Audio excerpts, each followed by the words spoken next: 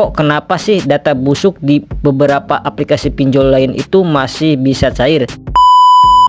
Assalamualaikum warahmatullahi wabarakatuh. Di video kali ini kita akan membahas masalah atau istilah pinjol data busuk bisa cair.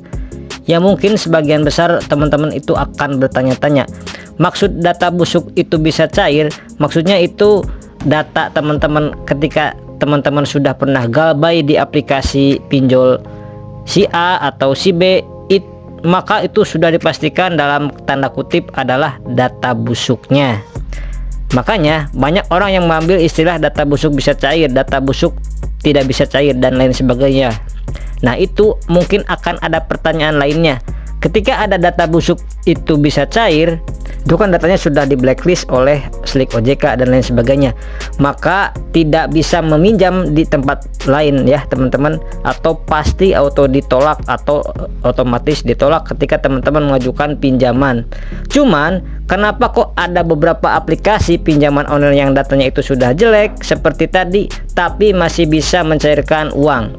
Oke, di sini ada beberapa faktor yang harus teman-teman ketahui. Yang pertama adalah faktor di mana data itu mungkin memang masih belum terintegrasi ya antara aplikasi pinjaman online dan OJK, sehingga data-data orang yang galbay itu OJK sendiri mungkin tidak pernah tahu. OJK juga pernah bilang bahwasannya kelemahan sistem saat ini adalah data orang-orang yang gagal bayar itu belum terintegrasi secara langsung kepada sistem yang ada di OJK ini, dimana pengennya OJK sih semua data itu terintegrasi. Jadi misalnya orang yang galbay di pinjol Aku Laku itu sudah pasti tidak bisa digunakan atau meminjam uang di aplikasi pinjaman online Kredit Pintar, contohnya seperti itu ya. Nah inilah yang sedang diperjuangkan oleh OJK. Jadi sebenarnya ini merupakan kesalahan-kesalahan yang dilakukan oleh para oknum pinjaman online yang tidak bertanggung jawab. Jadi orang yang sudah galbay dikasih pencairan dana lagi, nah ini kan akan membuat hutang mereka itu semakin membesar, semakin membengkak, dan itulah sebenarnya yang melatar belakangi bahwasannya kenapa kok ada istilah pinjol yang bisa mencairkan dananya. Apakah Shopee Pinjam dan Shopee PayLater itu benar-benar akan membawa ke jalur hukum dan akan didatangi DC ke rumah teman-teman?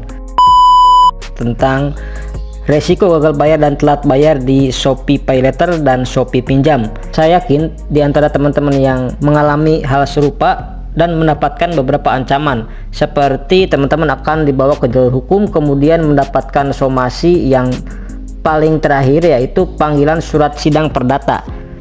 Jadi untuk jawaban sampai saat ini saya rasa itu tidak mungkin, dan saya rasa kemungkinannya sangat kecil sekali ya teman-teman kalau teman-teman masuk jalur sidang perdata. Jadi intinya teman-teman di sini saya ingin menyampaikan kepada teman-teman, yang pertama tetap tenang ya, itu ya kuncinya, tetap tenang. Kemudian yang kedua jangan gegabah atau gurung gusuh ya. Yang ketiga jangan sampai teman-teman berpikir untuk mencari dana talangan seperti gali lubang atau tutup lubang dengan membayar hutang Shopee PayLater, karena ketika teman-teman nanti gali lubang tutup lubang dan teman-teman itu tidak bisa membayar hutang, dan ujung-ujungnya kalau teman-teman udah pernah gabay di satu pinjol akan kesulitan gabay lagi dan akhirnya terjebak di pinjol. Jadi sekali lagi saya tekankan kepada teman-teman semuanya, jangan sampai hal itu terjadi kepada teman-teman. Ya kalau memang teman-teman itu Shopee PayLaternya ingin membawa ke jalur hukum, saya rasa itu nggak mungkin ya teman-teman, karena prosesnya itu nggak segampang yang teman-teman kira ya. Untuk masalah DC lapangan, Shopee PayLater juga itu masih belum ada di seluruh Indonesia. Bahkan katanya cuman masih ada di Jabodetabek aja. Untuk daerah-daerah lain itu saya belum mendapatkan update-nya dari teman-teman semuanya. Untuk teman-teman yang ingin curhat mengenai Shopee PayLater atau Shopee Pinjam, silahkan teman-teman sharing-sharing informasinya di kolom komentar. Sekian dulu di video kali ini, mudah-mudahan informasi ini bermanfaat untuk teman-teman semuanya. Saya pamit, wassalamualaikum warahmatullahi wabarakatuh.